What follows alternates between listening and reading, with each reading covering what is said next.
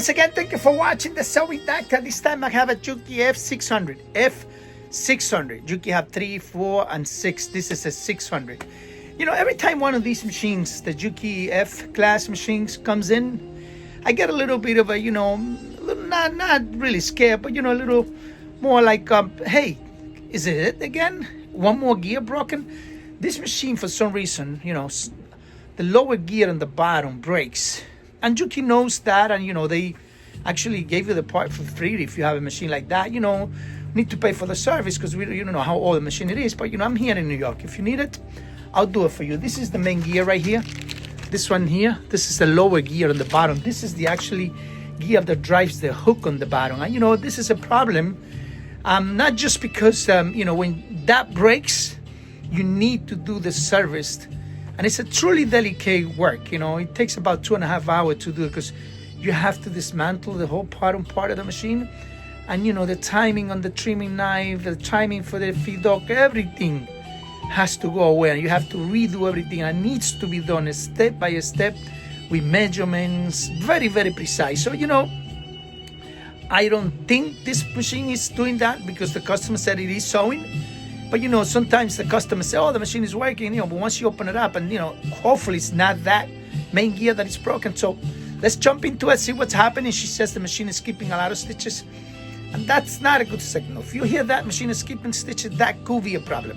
So I'm going to jump into it, see what's going on. I'm going to start opening the machine, take all the covers out. Every machine that comes in, we got to completely open it and go deep inside to make sure we get everything perfectly fine. Thank you for watching the Sewing Doctor.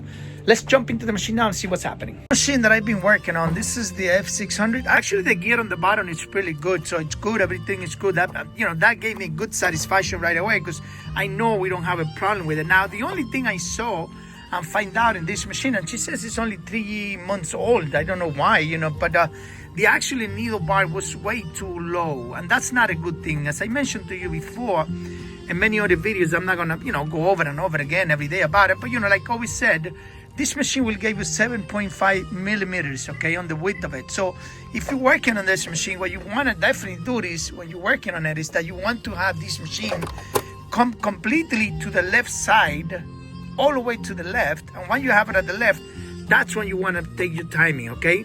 So, you know, like I always said before, as soon as the needle is at widest left zigzag and the back of the point of the needle is flush with the back of the point of the hook, everything should be fine. You know, that timing you already know. I already explained you a few times. You know, just make sure that the hook is coming, the needle is right behind it, perfectly straight, and you'll be fine. That's the only thing that I see here on this machine that I didn't like it. Besides that, everything seems to be working pretty fine. You know, the machine looks good. Everything looks good. I'm very glad that we don't have any issues with the broken gear, because that would have been a major job. Right now, no, nothing. You know, just put everything back together and it should be fine. The machine now, look at this. Nice, quiet, love it. Oh, these are great machines. Juki makes great machines, yeah.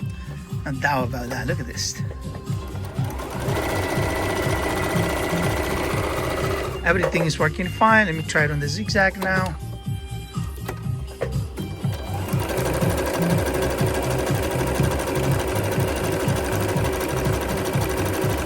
Good, everything is good.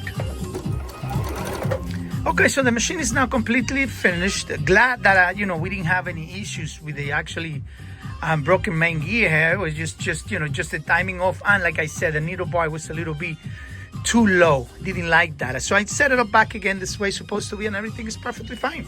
Okay, this one here now, as you saw, you know, there was just the needle bar was a little bit too low, like I was saying on the video.